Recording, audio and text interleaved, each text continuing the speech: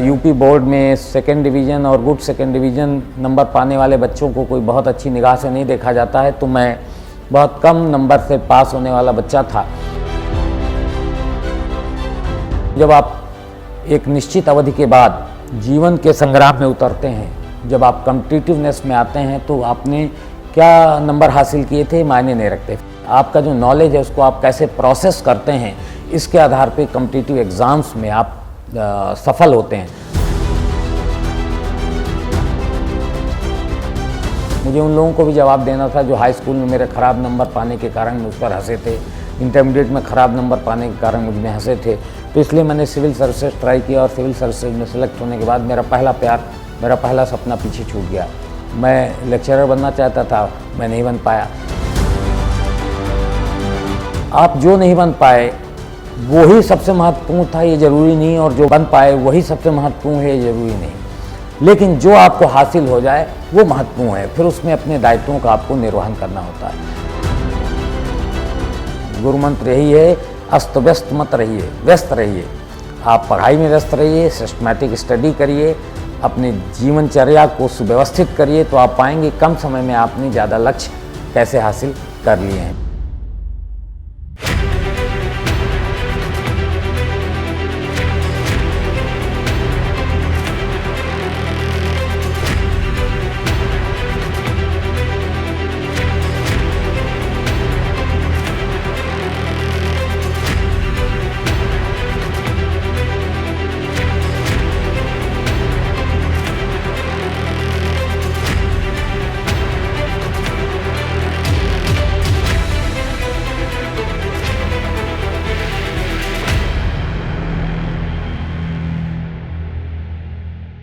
मैं इंद्र विक्रम सिंह, जिलाधिकारी गाज़ियाबाद। आज आपको इस चैनल के माध्यम से मैं ये बताना चाहता हूं कि एक जिलाधिकारी के रूप में प्रशासन कैसे कार्य करता है और एक सामान्य नागरिक को अपने कार्यों के लिए कहां-कहां और किस-किस चैनल के थ्रू गुजरना होता है। विशेष रूप से ग्रामीण परिवेश से आने वाले बच्चों के लिए मैं कहना चाहूँगा और अपना उदाहरण देना चाहूँगा।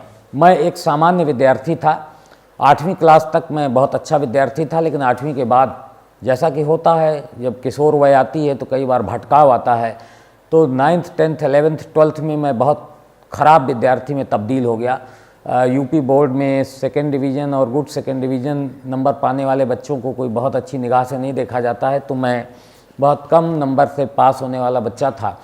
लेकिन किसी एक मोड़ पर मुझे ऐसा लगा कि मुझे अपने आसपास के लोगों को, जो मुझे बड़े हेय दृष्टि से देखते हैं, जिनके अच्छे नंबर आते हैं, जो इंजीनियरिंग और मेडिकल लाइन में जा चुके हैं, जिन्होंने बहुत सारे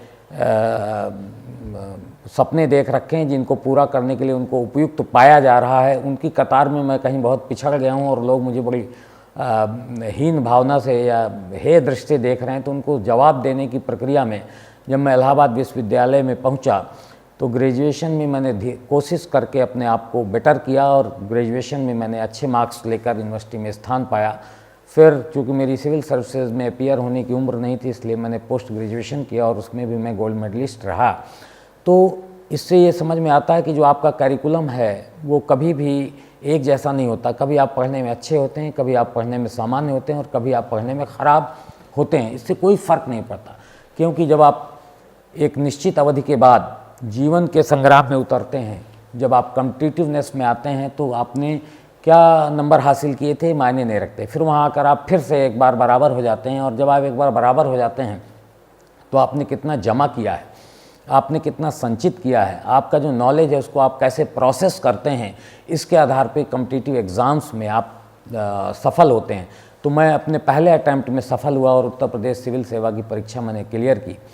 परीक्षा क्लियर करने के पहले भी मैं बता दूं, जब आपको लग रहा होगा कि हर व्यक्ति का सपना सिविल सर्विसेज होता है, क्योंकि आप सिविल सर्विसेज के लिए प्रयास कर रहे हैं। मेरा सपना तो यूनिवर्सिटी में प्रोफेसर बनने का था और मैं उसके लिए सक्षम भी था, क्योंकि मैं पोस्ट ग्रेजुएशन में मेरे मार्क्स अच्छे थे, मैं गोल्ड मेडलिस्ट था। इसके अलावा मैं यूजीसी फेलो पा रहा था, नेट क्वालिफाइड था, तो मैं सारी अर्हता रखता था, जिसके कारण मैं यूनिवर्सिटी में लेक्चरर हो सकता था। लेकिन अगेन डेस्टिनी बहुत कुछ तय करती है। मुझे उन लोगों को भी जवाब देना था जो हाई स्कूल में मेरे ख़राब नंबर पाने के कारण मुझ पर हंसे थे, इंटरमीडिएट में ख़राब नंबर पाने के कारण मुझ में हंसे थे। तो इसलिए मैंने सिविल सर्विसेज ट्राई किया और सिविल सर्विसेज में सेलेक्ट होने के बाद मेरा पहला प्यार, मेरा पहला सपना पीछे छूट गया। मैं लेक्चरर बनना चाहता था, मैं नहीं बन पाया।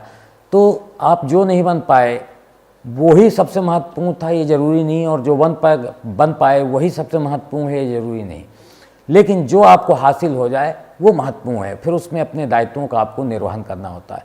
एक प्रशासनिक अधिकारी के रूप में आपके पास पूरी मशीनरी को मोबिलाइज करने के लिए, अंतिम पंक्ति पे खड़े हुए व्यक्ति को लाभ पहुंचाने के लिए इतने अधिकार और इतनी शक्तियां प्राप्त हैं कि अगर आप उनका संवेदनशीलता से इस्तेमाल करते हैं तो आप बहुत आमूल चूल परिवर्तन ला सकते हैं। आप कल्पना करिए कि कोई व्यक्ति आपके पास राशन कार्ड बनवाने के लिए आया हुआ है। अगर आप उससे ये पूछ लें कि क्या आपके पास शौचालय है, क्या आपके पास पक्का मकान है, क्या आपके पास किसान सम्मान निधि आपको मिल रही है, या सरकार की बहुत सारी स्कीम्स जो उस व्यक्ति को आपको देखने से पता लग जाता है कि वो इसका पात्र है, और उसको राशन कार्ड बनवाने के साथ साथ आप ये सारी चीज़ें दे दें, तो सोचिए कि वो जब यहाँ से आपके कार्यालय से बाहर जा रहा होगा तो उसके अंदर क्या विचार आ रहे होंगे। वो आया था राशन कार्ड लेने के लिए, आपने उसको पेंशन भी दे दी, उसको मकान भी दे दिया, उसको जो कुछ वांछनीय लाभ हैं सब देकर आपने उसको आह्लादित कर दिया। तो आपको लग रहा है कि आपने दे दिया, आपने वो चैरिटी की है जिसकी एवज़ में आपने सरकार से पैसे भी लिए हैं तनख्वाह के रूप में, और सरकार के द्वारा सौंपे गए दायित्वों का निर्वहन किया है। लेकिन जब वो व्यक्ति आपके कक्ष से बाहर जा रहा होगा तो आपको कितनी शुभकामनाएं देकर जा रहा होगा। उन शुभकामनाओं का यदि आपको एहसास है और उनका लाभ आपको लेना है तो ही आपको सिविल सर्विसेज में आना चाहिए। इस संवेदनशीलता के साथ कार्य करते हुए आप पाएंगे सीढ़ी दर सीढ़ी चढ़ते हुए सबसे महत्वपूर्ण पद जिलाधिकारी का पद, उसमें जब आप आएंगे और वहाँ पर अपनी सेवाएं देंगे तो वो एक्सट्रीम सेवाएं होंगी। वहाँ पर आपको ऊपर नहीं देखना, नीचे नहीं देखना, जिस चीज़ का लाभ आप नियमों के अनुसार जिसको देना चाहते हैं उसके लिए आपको किसी का मार्गदर्शन नहीं चाहिए, वो सीधे सीधे आप उसको पहुँचा सकते हैं। तो इस महत्वपूर्ण पद पर आने के लिए आप जो प्रयास कर रहे हैं उसके प्रति मेरी पूरी आपको शुभकामनाएँ हैं।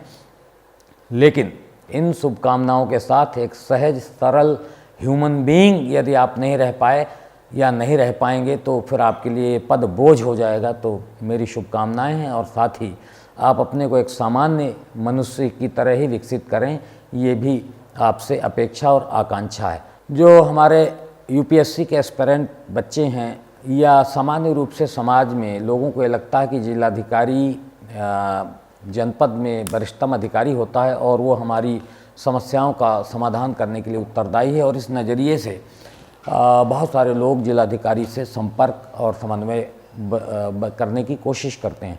यहाँ पर मैं थोड़ा सा आप लोगों को बताना चाहता हूँ कि वस्तुतः जिलाधिकारी के दायित्व और कर्तव्य क्या होते हैं। जिलाधिकारी शासन द्वारा नियुक्त जनपद का वरिष्ठतम अधिकारी है और उसका कार्य विभिन्न विभागों के साथ समन्वय करके अंतिम रूप से जिस व्यक्ति के लिए वो स्कीम बनी है वहाँ तक उसका लाभ पहुँचाना होता है।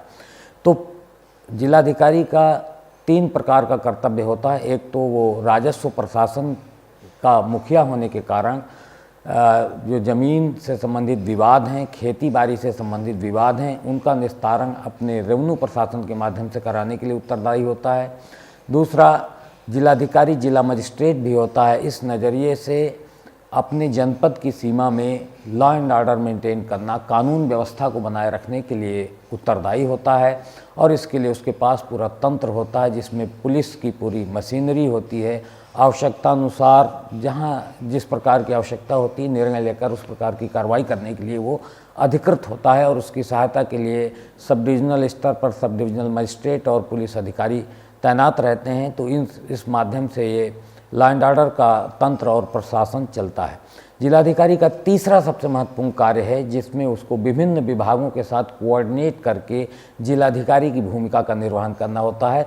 इस रूप में सर्वाधिक कार्य विकास संबंधी योजनाओं को अमली जामा पहनाना होता है। तो इन तीनों पहलुओं से जिलाधिकारी को एक रूप से अपने जनपद को हर पैमाने पर आगे ले जाने का दायित्व होता है। लेकिन इस दायित्व के निर्वहन के लिए आवश्यक है कि पूरे सिस्टम को सही तरीके से क्रियाशील रखा जाए। यदि ग्रामीण स्तर से लेकर शहरी स्तर तक सभी लेयर्स के कर्मचारी एवं अधिकारी अपने दायित्वों का निर्वहन भली भांति करेंगे तो ही जिलाधिकारी अपने समस्त दायित्वों का भली भांति निर्वहन करके जनपद को आगे ले जा पाएगा। यदि कहीं पर भी गड़बड़ी है, अर्थात किसी भी लेवल पर सुनवाई का स्तर कम है या संवेदनशीलता का अभाव है, तो वो शिकायतें और वो समस्याएं जो नीचे लेवल पर तय हो जानी चाहिए वो उभर कर जिलाधिकारी के लेवल पर आएंगी और फिर उनको तय करने में उसे जो समय और श्रम खर्च करना पड़ेगा उसके कारण उसको अन्य फील्ड में जो अन्य उसके उद्देश्य हैं उनसे समझौता करना पड़ सकता है या वो क्षेत्र प्रभावित हो सकते हैं। इसलिए बहुत ज़रूरी है कि पूरी मशीनरी सही प्रकार से क्रियाशील रहे। देखिए, सामान्य रूप से अगर प्रशासन सही प्रकार से कार्य कर रहा है तो जिलाधिकारी तक आने के लिए केवल नीतिगत मामलों में ही, जिनमें निर्णय लेने में असमंजस है या जो मुकदमे हैं जो जिलाधिकारी के न्यायालय से ही तय हो सकते हैं, उन्हीं के मामलों में यहाँ पर सामान्य जन को आने की आवश्यकता पड़ती है। लेकिन जब सिस्टम रिस्पांस नहीं करता, प्रॉपर तरीके से नीचे के अधिकारी कर्मचारी कार्य नहीं करते, तो लोग अपनी समस्याओं के समाधान के लिए जिलाधिकारी तक आते हैं। तो जैसा कि मैं बता रहा था, ग्राम पंचायत स्तर पर प्रशासन पहुंच चुका है, न्याय पंचायत स्तर पर प्रशासन पहुंच चुका है, ब्लॉक स्तर पर प्रशासन पहुंच चुका है, थाना और तहसील स्तर पर प्रशासन पहुंच चुका है। तो वहाँ यदि आपकी समस्याओं का समाधान नहीं होता तो ही आपको जिलाधिकारी के पास आकर अपनी बात कहनी होती है। लेकिन सामान्य रूप से सर्वसुलभ होने के कारण आप जिलाधिकारी तक आते हैं और आपको सुना भी जाता है, उनका निराकरण भी हो जाता है। तो जो हमारे एस्पिरेंट हैं सिविल सर्विसेज के, उनको ये समझना चाहिए कि जिलाधिकारी का पद ऐसा पद नहीं है जिसमें आपको बिना किसी नियम कानून के कुछ भी किसी को दे देने का अधिकार है या वो सर्वशक्तिमान है। सारी शक्तियाँ किसी भी पद की उसके दायित्वों के निष्पादन के दृष्टिगत सौंपी जाती हैं। ये डेमोक्रेटिक पैटर्न है जिसमें जिलाधिकारी की शक्तियाँ जिलाधिकारी को इसलिए इतनी दी गई हैं ताकि उन शक्तियों के माध्यम से वो सभी विभागों का समन्वय करते हुए अंतिम रूप से किसी स्कीम को एग्जीक्यूट कर सके या किसी पीड़ित व्यक्ति की समस्या का समाधान कर सके। इसलिए वो एडमिनिस्ट्रेटिव हेड होता है, इसलिए उसको विभिन्न विभागों को समन्वित करने के लिए अधिकार दिए जाते हैं। लेकिन हर व्यक्ति यहाँ तक आए ये ज़रूरी नहीं। तो जिलाधिकारी का एक सबसे बड़ा दायित्व जो आज की डेट पर है, जो अगर आप सिविल सर्विसेज के एस्पिरेंट हैं और चुनकर एक समय आप इस स्टीम सेवा का हिस्सा बनते हैं, तो आपको इस बात पर फोकस करना चाहिए कि अपनी मशीनरी को, अपने सिस्टम को, अपने ऑर्गेनाइजेशन को, विभिन्न विभागों को कैसे संवेदनशील और सक्रिय बनाएं ताकि लोगों को चलकर आप तक ना पहुंचना पड़े अपनी छोटी छोटी समस्याओं के लिए, और सिस्टम लोगों तक पहुंचकर उनको रिलीफ दे सके जिसके लिए वो आपके दरवाजे तक आते हैं। तो ये एक प्रमुख दायित्व जिलाधिकारी का है। आज के समय में जिलाधिकारी को विकास संबंधी कार्यों में फोकस करना चाहिए और उसके लिए ज़्यादा समय निकालने की आवश्यकता होती है, क्योंकि देश की इकोनॉमी या प्रदेश की इकोनॉमी तभी आगे बढ़ सकती है जब इकोनॉमिक सेक्टर के जितने लोग हैं वो भली भांति कार्य करें, अर्थात बैंकर्स, इंडस्ट्रियलिस्ट, व्यापारी, इनको अपने व्यापार को आगे बढ़ाने में, अपनी इंडस्ट्री को स्थापित करने में, ऋण लेने में या ऋण देने में किसी प्रकार की तकलीफ़ ना हो। एमएसएमई सेक्टर है जिसमें सूक्ष्म एवं लघु उद्योग स्थापित करने के लिए सरकार बहुत सारी स्कीम्स लागू करती है। उसके लिए जब लोग बैंकों में आवेदन करते हैं तो उनके ऋण स्वीकृत करने में जो कठिनाइयाँ उनको प्राप्त होती हैं, अगर हम उनको सहज बना देंगे तो भले ही वो एक व्यक्ति को पहुंचाई जाने वाली राहत ना हो, लेकिन उससे पूरे सिस्टम को कितनी राहत पहुंचती है, उससे सिस्टम कितना सहज होता है।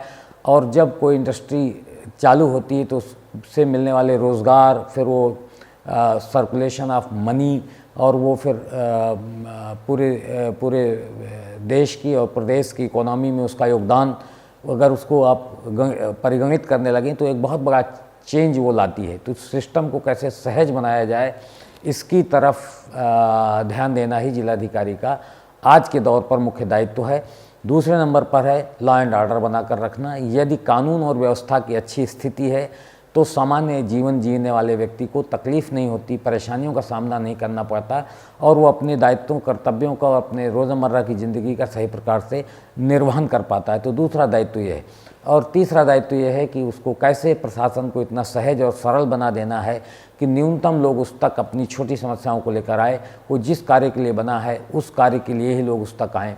ये तभी हो सकता है जब प्रशासन को संवेदनशील बनाया जाए। और प्रशासन को संवेदनशील बनाने के लिए कोई बहुत बड़े कार्य करने की ज़रूरत नहीं। जब व्यक्ति आपके पास आता है, आप उसकी समस्या को सुनते हैं, समझते हैं, तो आपको समझ में आ जाता है कि सिस्टम में बैठा हुआ कौन सा अधिकारी या कौन सा कर्मचारी सही प्रकार से रिस्पॉन्ड नहीं कर रहा है। तो सही प्रकार से रिस्पॉन्ड न करने वाले अधिकारी कर्मचारी को यदि आप दंडित करते हैं या उसे प्रोत्साहित करते हैं या उसको शिक्षित करते हैं, उसकी क्षमताओं का इस्तेमाल करने के लायक उसे आप बनाते हैं, तो आप बेहतर योगदान दे सकते हैं पूरी व्यवस्था पर। तो इस प्रकार से पूरी हायरार्की कार्य करती है, चेन ऑफ कमांड कार्य करता है।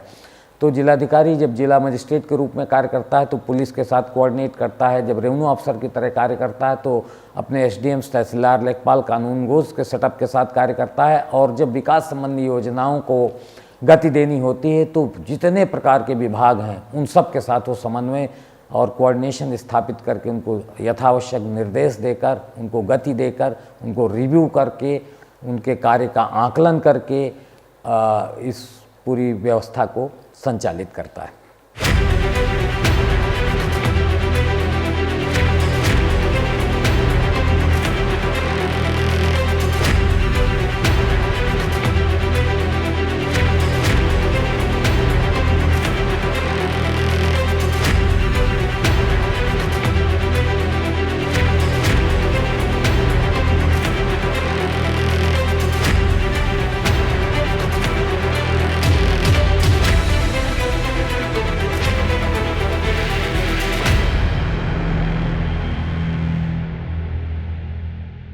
एक जिलाधिकारी के रूप में समय प्रबंधन एक बहुत महत्वपूर्ण पहलू है, जो न होने के कारण आपको अधिकांशतः सरकारी अधिकारी, कर्मचारीगण व्यस्त से ज़्यादा अस्त व्यस्त दिखते हैं। यदि आप सिस्टमैटिक तरीके से कार्य करते हैं तो समय प्रबंधन कोई बहुत मुश्किल चीज़ नहीं है। ये सच है कि एक जिलाधिकारी के रूप में आपको ज़्यादा कार्य करना होता है और ये कार्य करने के लिए आप बने होते हैं। दिनचर्या आपकी प्रातःकाल से शुरू होती है, शार्प एट 10 बजे आपको अपने ऑफिस आना होता है। कोशिश करनी चाहिए कि आप समय से ऑफिस आएँ, क्योंकि समय से यदि ऑफिस आते हैं तो ही आपके अधीनस्थ अधिकारी और कर्मचारी प्रेरित होते हैं और वो समय से ऑफिस आते हैं। 10 से 5 ऑफिस टाइम है। इस बीच जिलाधिकारी को न केवल अपने दैनिक कार्यों को करना होता है, जिसमें प्रातः 10 बजे से 12 बजे तक सामान्य जन जो कहीं दूर दराज से चलकर उस तक अपनी समस्याओं को लेकर आते हैं, उन्हें सुनना होता है। फिर उसको अपने न्यायालय के कार्य करने होते हैं और एक जिला मजिस्ट्रेट के रूप में कहीं लॉ एंड ऑर्डर की अगर सिचुएशन पैदा हो रही तो उसमें उसको अपना मार्गदर्शन देना होता है, गाइडेंस देना होता है, जहाँ आवश्यकता होने पर उसे अटेंड करना होता है। फिर जिलाधिकारी के रूप में उसको बहुत सारी मीटिंग्स करनी होती हैं, जिनमें विकास की जो योजनाएं हैं, उत्तर प्रदेश सरकार या भारत सरकार की जितनी विकास संबंधी योजनाएं हैं, जितनी नीतियां हैं जिनको मौके पर क्रियान्वित किया जाना है ग्रामीण स्तर तक, उनका पर्यवेक्षण करना होता है। तो उसको लेकर मीटिंग्स और उनको गति देने के लिए जो अन्य उपाय किए जाने हैं वो करने होते हैं। नॉर्मली सायंकाल 5 बजे के बाद उसका बिजी डे शुरू होता है और तब उसको नीतिगत प्रकरणों में जो पत्रावलियाँ उस तक पहुँचती हैं उस पर निर्णय लेना होता है। और ये पूरी प्रक्रिया चलकर रात 10-11 बजे तक ये उसका पूरी दिनचर्या समाप्त होती है और तब फिर वो उसको बाकी अपना निजी जीवन जीने का मौका मिलता है। लेकिन ये सारा कार्य विविधतापूर्ण है, ये आपको बोझिल नहीं करता बल्कि आपको खूबसूरत एहसास देता है, क्योंकि आप एक प्रकार का कार्य नहीं कर रहे होते हैं। कहीं आप सामान्य जन की समस्या के निस्तारण में व्यस्त होते हैं, कहीं आप न्यायिक निर्णय दे रहे होते हैं, कहीं आप किसी अन्य विभाग को सरकार की जो स्कीम्स हैं उनको गति देने के लिए क्या उपाय किए जाने हैं इसके लिए गाइड कर रहे होते हैं। तो ये विविधता, ये वैविध्य आपको एक प्रकार का सुख भी प्रदान करता है, आपको अपने होने के एहसास को सार्थक करता है। तो भले ही ये बहुत बिजी डे रहता हो, लेकिन ये बिजी डे होने के बावजूद एक सुखद दिन होता है, बशर्ते कि आप इसके साथ अपने को एकोमोडेट कर सकें और इससे जो सामान्य जन के चेहरे की जो मुस्कान है उसका आप आनंद ले सकें। आपके एक छोटे से इंटरवेंशन से अगर किसी की समस्या का समाधान हो रहा है तो यही आपके उस दिन की सफलता का मानक होना चाहिए और यही आपका सुख होता है जो एक बड़े पद पर बैठकर आप हासिल करते हैं। यूपीएससी के एस्पिरेंट बच्चों को मैं एक बार पुनः इसको समराइज़ करके बताना चाहूँगा कि आपको ये जानकारी होनी चाहिए कि जिला प्रशासन कार्य कैसे करता है। तो जिला प्रशासन की स्थानीय यूनिट ग्राम पंचायत होती है। ग्राम पंचायत में राजस्व प्रशासन को गति देने के लिए लेखपाल नामक कर्मी होता है, उसका पर्यवेक्षण करने के लिए कानूनगो, उसका पर्यवेक्षण करने के लिए नायब तहसीलदार का पर्यवेक्षण करने के लिए तहसीलदार का पर्यवेक्षण करने के लिए उप जिलाधिकारी या एसडीएम के कार्य का पर्यवेक्षण करने के लिए जिला स्तर पर जिला मजिस्ट्रेट और उसकी सहायतार्थ अपर जिलाधिकारीगण एडीएम्स होते हैं। ये रेवेन्यू का सेटअप होता है। पुलिस सेटअप में स्थानीय इकाई थाना होती है जिसमें एक थानाध्यक्ष होता है, उसकी सहायतार्थ बहुत सारे सब इंस्पेक्टर्स होते हैं और उसके नीचे पुलिसकर्मी होते हैं जो अपराध को नियंत्रित करने के लिए, अपराध को दर्ज करने के लिए, अपराध की विवेचना करने के लिए उत्तरदायी होते हैं। रोज़मर्रा की ज़िंदगी में जहाँ लॉ एंड ऑर्डर की सिचुएशन पैदा होती है वहाँ स्थानीय स्तर पर संबंधित थानाध्यक्ष सबसे पहले उसको डील करता है।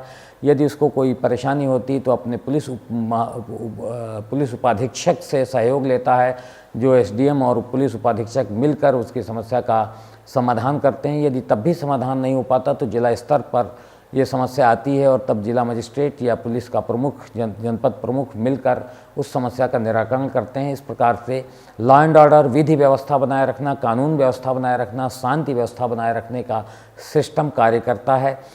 तीसरा महत्वपूर्ण कड़ी है जिसमें हम विकास संबंधी योजनाओं को गति देते हैं। इसके लिए खंड विकास अधिकारी का जो कार्यालय होता है, खंड विकास कार्यालय, और ग्राम स्तर पर ग्राम पंचायत कार्यालय, वो इसके लिए उत्तरदायी होते हैं। तो इस प्रकार से पूरा सिस्टम रन करता है। सामान्य जन को अपनी सुनवाई के लिए ग्राम पंचायत, थाना, तहसील और इससे होते हुए जिला स्तर तक आना होता है। मैक्सिमम समस्याओं का समाधान ग्राम पंचायत स्तर पर ही हो जाता है। जिन समस्याओं का समाधान नहीं होता या जो न्यायिक प्रकृति की होती हैं उनके लिए उन्हें एसडीएम, जिलाधिकारी या पुलिस प्रमुख तक आना होता है या संबंधित मुख्य विकास अधिकारी के पास जाना होता है विकास संबंधी योजनाओं के लिए। और जब ये सब नहीं हो पाता तो अंतिम रूप से जिला मजिस्ट्रेट, जिलाधिकारी या डिस्ट्रिक्ट कलेक्टर को हस्तक्षेप करके इन समस्याओं का समाधान निकालना होता है। तो बड़ा वैविध्यपूर्ण ये कार्य है जिलाधिकारी का, जिसकी सहायता के लिए पूरी मशीनरी होती है, राजस्व प्रशासन की मशीनरी, विकास की मशीनरी, विभिन्न केंद्रीय और राज्य सरकार के कार्यालयों के अधिकारीगण, उनके कर्मचारीगण। तो इनके माध्यम से हम समाज के अंतिम व्यक्ति तक सरकार की स्कीम्स को पहुंचाने की कोशिश करते हैं। तो ये एक पूरा जीवन होता है जिलाधिकारी का और संबंधित शासकीय कार्यालयों में कार्य करने वाले अधिकारियों, कर्मचारियों का। मैं आपको एक बात बताना चाहता हूं कि हर व्यक्ति इन पदों तक आना चाहता है और इसके लिए उसको जद्दोजहद करनी भी चाहिए, मेहनत करनी भी चाहिए। लेकिन राष्ट्र सेवा, देश सेवा या समाज सेवा करने के लिए कोई भी स्थान हो, कोई भी पद हो, वो पर्याप्त है। यदि आप विद्यार्थी हैं, एक सामान्य नागरिक हैं, तो सामान्य नागरिक के रूप में भी आप देश सेवा कर सकते हैं। यदि आप किसी ऐसे पद पर हैं जो आपके सपनों का पद नहीं है तो वहाँ रहकर भी आप देश सेवा कर सकते हैं। तो यदि आपकी जो अपेक्षाएं हैं, जो आपके एस्पिरेशंस हैं, उसके अनुसार यदि आपको कुछ हासिल हो जाता है तो बहुत अच्छी बात है, उसके अनुसार आप अपने दायित्वों का निर्वहन करिए। लेकिन यदि आपको हासिल नहीं होता है तो निराश होने की ज़रूरत नहीं है। आप जिस जगह पर हैं उस जगह से भी राष्ट्र सेवा, देश सेवा, समाज सेवा कर सकते हैं। ज़रूरी है कि आपका फोकस ये होना चाहिए कि आप बने किस लिए हैं, बल्कि फोकस इसके बजाय आपका ये हो जाता है कि आपको ये पद हासिल होगा तब आप संतुष्ट होंगे। पद महत्वपूर्ण नहीं है, साधन महत्वपूर्ण नहीं है, साध्य महत्वपूर्ण है। अगर आपका साध्य पवित्र है तो आप किसी भी साधन से उस साध्य की पूर्ति कर सकते हैं, किसी भी माध्यम से आप अपने एस्पिरेशंस की पूर्ति कर सकते हैं। तो आप कोशिश करिए कि ये पद हासिल करें, इसके लिए संघर्ष करिए, इसके लिए जो कुछ भी वांछनीय है वो सब करिए। लेकिन यदि वो नहीं मिलता है तो हताश और निराश होने की आवश्यकता नहीं है और अपने को इतना मत खींचिए कि उससे आपकी व्यवस्था बाधित हो जाए। आप जिस परिवेश से आते हैं, जिस पृष्ठभूमि से आते हैं, उस पृष्ठभूमि को ध्यान में रखकर अपने सपनों को पूरा करने की कोशिश करिए। सपनों को पूरा करने के लिए ज़रूरी नहीं कि आप बहुत महंगे कोचिंग संस्थानों की शरण लें, आप दिल्ली में आकर ही अपनी पढ़ाई पूरी करें। आजकल टेक्नोलॉजी के ज़माने में बहुत सारे स्टडी मटेरियल आपको एक क्लिक पर अवेलेबल है, आपके मोबाइल फ़ोन पर अवेलेबल है, इंटरनेट के माध्यम से आपके डेस्कटॉप, लैपटॉप पर आपको वो सब उपलब्ध है। तो मैं यूपीएससी के एस्पिरेंट से कहना चाहता हूँ कि आपको अपनी आर्थिक स्थिति को, अपनी सामाजिक स्थिति को, अपनी पारिवारिक स्थिति को ध्यान में रखकर अपने लिए विकल्प चुनने चाहिए। ज़रूरी नहीं कि आप अपने सपनों को पूरा करने के लिए कोटा पहुँचें, दिल्ली पहुँचें। आप जिस स्थान पर हैं वहाँ से टेक्नोलॉजी की मदद लेकर सर्वसुलभ स्टडी मटेरियल के माध्यम से, अपने मोबाइल फ़ोन के माध्यम से, इंटरनेट से जोड़कर अपने लैपटॉप, अपने डेस्कटॉप के माध्यम से भी वो सामग्री सभी प्राप्त कर सकते हैं जो आपको पढ़ने के लिए आवश्यक है, जो आपको कॉम्पिटिटिव एग्ज़ाम्स को क्लियर करने के लिए आवश्यक है। तो मैं फिर कहूँगा, इस अंधी दौड़ में पढ़ने की ज़रूरत नहीं है कि आप किसी बड़े कोचिंग संस्थान का हिस्सा बनेंगे तभी आपको आपका लक्ष्य प्राप्त होगा। हम सब इस बात का उदाहरण है। हमने अपनी पढ़ाई गांव की प्राइमरी पाठशाला से शुरू की थी। अपनी यूनिवर्सिटी की एजुकेशन प्राप्त करने के बाद बिना किसी कोचिंग संस्थान की मदद लिए हुए हमने स्वयं अपनी सेल्फ स्टडी करके अपने गोल हासिल किए हैं। यदि आपको कोचिंग की आवश्यकता है और आपके पास सहज रूप से उपलब्ध है, निश्चित रूप से आप उसका इस्तेमाल करें, उसमें कोई बुराई नहीं है। लेकिन अपनी पारिवारिक स्थिति, अपनी आर्थिक स्थिति को ध्यान में रखकर आपको ये करना चाहिए और अपना सेल्फ असेसमेंट ज़रूर करना चाहिए। ज़रूरी नहीं है कि हर व्यक्ति प्रशासनिक सेवा में आ जाए तभी उसका जीवन सफल हो। आप जिस भी पेशे में होंगे, जिस भी व्यवसाय में होंगे, जिस भी कार्य क्षेत्र में होंगे, वहाँ अपना द बेस्ट देकर भी आप देश की, समाज की, परिवार की और स्वयं की सेवा कर सकते हैं। तो मैं फिर कहूँगा, इस अंधी दौड़ में पड़ने की ज़रूरत नहीं है। बहुत सारे लोग अपनी आर्थिक, सामाजिक स्थिति को ध्यान में रखे बिना दिल्ली के शैक्षणिक संस्थानों में, कोचिंग सेंटर्स में आकर कोचिंग करते हैं और बाद में असफल होकर जब निराश होते हैं तो गलत कदम उठा लेते हैं।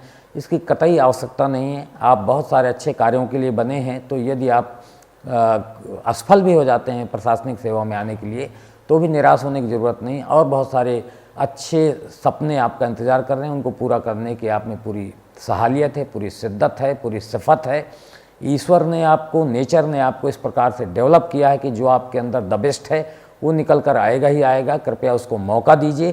किसी भी रूप में हताश, निराश, परेशान होने की ज़रूरत नहीं है। आप सभी को भविष्य की शुभकामनाएं। खूब मेहनत करिए, खूब प्रयास करिए, लेकिन निराश मत होइए। अगर आप सफल हो गए अच्छी बात है, अगर आप असफल हो गए तो कोई और लक्ष्य आपका इंतज़ार कर रहा है। कृपया उसका पीछा करिए और उसको पाइए। मैं फिर कहूँगा, गुरु मंत्र यही है, अस्त व्यस्त मत रहिए, व्यस्त रहिए।